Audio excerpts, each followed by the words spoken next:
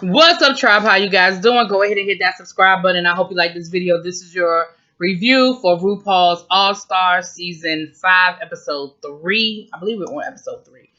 So, we start this episode off where we left off, where, of course, they're coming in and they're figuring out, they're talking about what happened. Everybody voted for Angina, Angina. So, even if India had lost the lip, or whoever it was, Shay had lost the lip sync, Jana was going home. It was unanimous, okay? I mean, she even voted for her damn self. So at what point, like, you vote for your own self?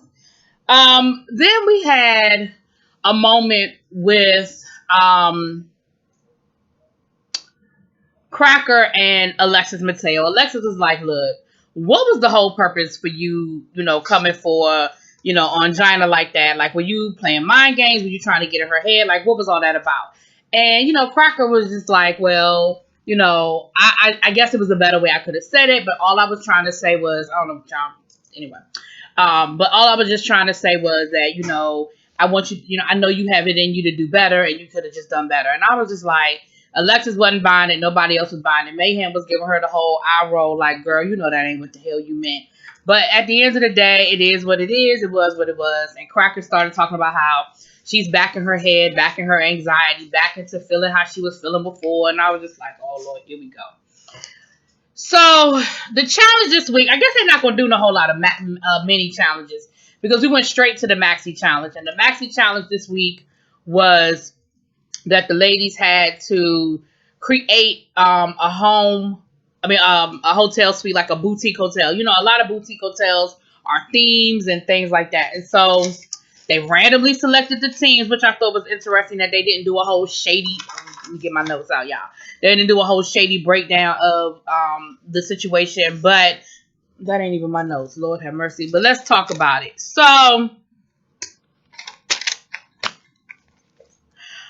the teams were, it was a Shantae Enjoy Your Stay challenge. And the teams were Cracker, Shay, Kool-Aid, and Maria Balenciaga. Yeah, okay. Then we had Jujubee, India, and Alexis. And then we had Mayhem and Blair. They were like the odd team. So it was only two of them. So what we ended up with, you guys, Shay Kool-Aid and her team, Cracker and Maria Balenciaga, they came up with this really cute idea to do like a Golden Girls theme, like do a whole spoof of the Golden Girls. They, spoofed off their names. Shay Kool-Aid was spoofed. She did like a B. Arthur spoof. Maria Balenciaga was doing like a Blanche spoof, and Cracker was supposed to be doing like a Betty White's character spoof, Rose. I thought it was a really cute concept, but when they did it, I said this is either going to go really, really good or really, really bad. Because at the end of the day, the Golden Girls are like gold, okay? Whether within the community, outside the community, whatever, the Golden Girls are like goddesses. So you either going to bring it and you're going to make it funny as hell, or you're going to fall short. And in this case, it really fell short. It wasn't funny. It was uninspired. I don't think any of the ladies did a good job of spoofing their character. I think, I don't know. It just didn't do it for me. I thought it was a cute concept though. It just really fell short, and the judges sort of agreed. Then we had Jujubee, India, and Alexis, and they came up with a jungle theme.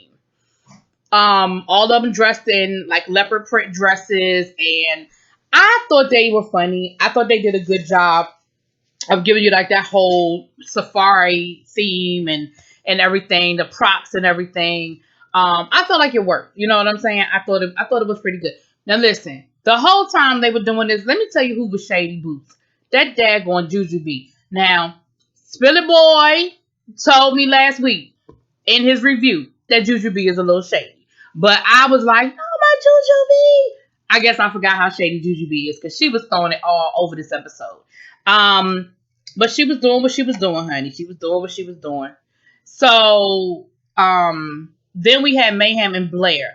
Now, Mayhem and Blair, they did this whole 24 karat suite.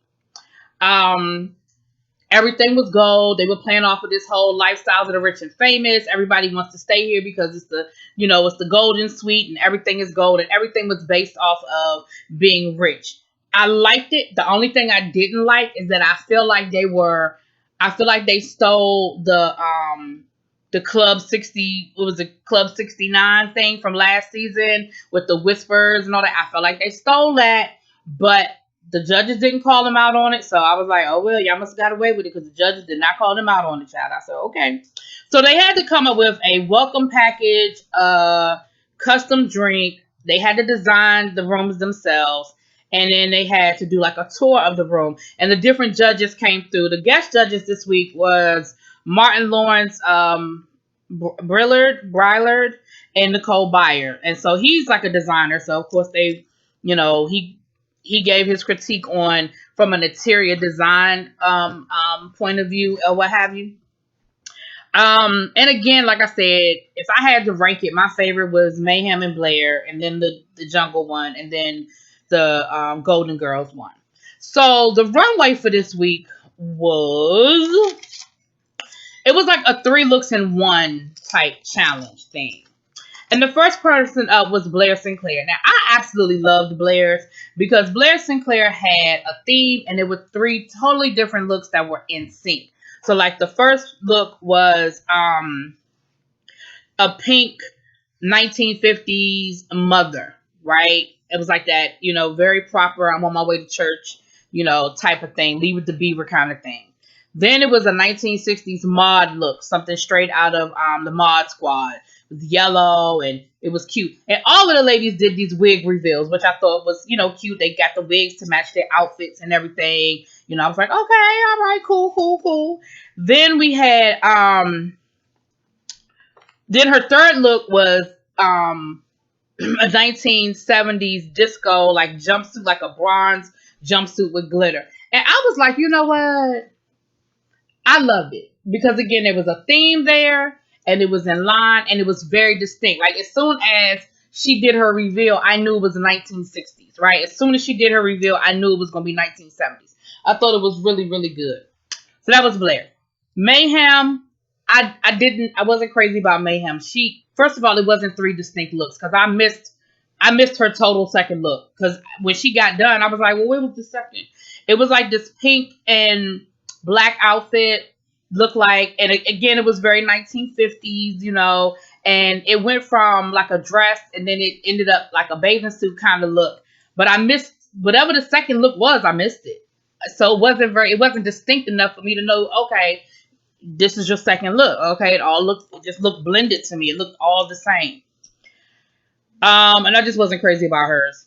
Alexis Mateo, she had a circus theme. She came out looking like she was the big top, right? And then she transformed into a neon green ballerina. Now, I don't know what circuses y'all done been to, but I don't remember no ballerina at the circus. Now, maybe I went to the wrong circus. I don't remember that. And then she went from the ballerina to like a trapeze outfit. Okay, we're back to the circus. And that's the same thing that Ross said. Ross said that her second look sort of clashed because it just didn't seem to blend. It sort of clashed. And I was like, yeah, I can see that. India, I wasn't crazy about India's look only because, again, I don't think it was 3. It was the same material, just 3 different versions of an outfit, usually the exact same material. And so I was just like, I liked the material. It was a houndstooth design. I loved it. But again, I just felt like it was very repetitive. I just feel like you didn't give me 3 distinct looks, especially after Blair. Like, if she had been first, I probably would have been like, oh, shit.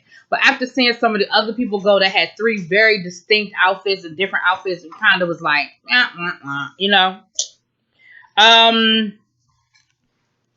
Jujubee did this whole holiday theme. So she went from a witch to Miss Claus to like a naughty bunny thing. It was like a Playboy bunny word, you know what I'm saying? So it was like, okay. It wasn't my favorite, but it was distinct and it was different, Mariah, I loved Mariah's look. The judges did not like Mariah at all, but she came out with like this headpiece thing on with like a coat, and then the coat, she took the coat off and she had on this black cocktail dress, and then the cocktail dress turned into an evening gown, and she said she was like, a woman in New York going from, from work to after 5 to evening gown, and I loved it. And I thought it was very Mariah. It was very Mariah. Miss Cracker, she came out as a Fabergé egg. And then the Fabergé egg, it turned into a gown. And then from the gown, it went into like a gold corset. And she said she was telling the story of Anastasia, which, of course, if you're familiar with the story of Anastasia, the rumored last, princess of Russia. I mean, it was rumored that she survived the assassination of her family and blah, blah, blah, blah, blah. But that's, so I was like, okay, and it was cute. And I loved it. I did. I like Cracker's look. Even though Cracker was getting on my nerves this episode, I can't take it away. If you're doing it, you're doing it. Last but not least was Shea Coulee. I hated it. I absolutely hated Shea's look. It was some sort of moth to butterfly thing she had going on. It was real busy. It was a lot of colors. Her face was painted. Her hair. It was a lot going on, and I didn't like it, and it wasn't very succinct. Matter of fact, I was sitting here with my niece, and she said it was very, if you are a Hunger Games, here she come. Here she come.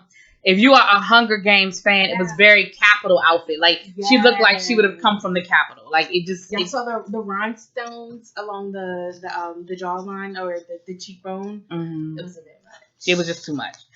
Now, the top performer of the week was Jujubee, which kind of shocked me. But I'm happy.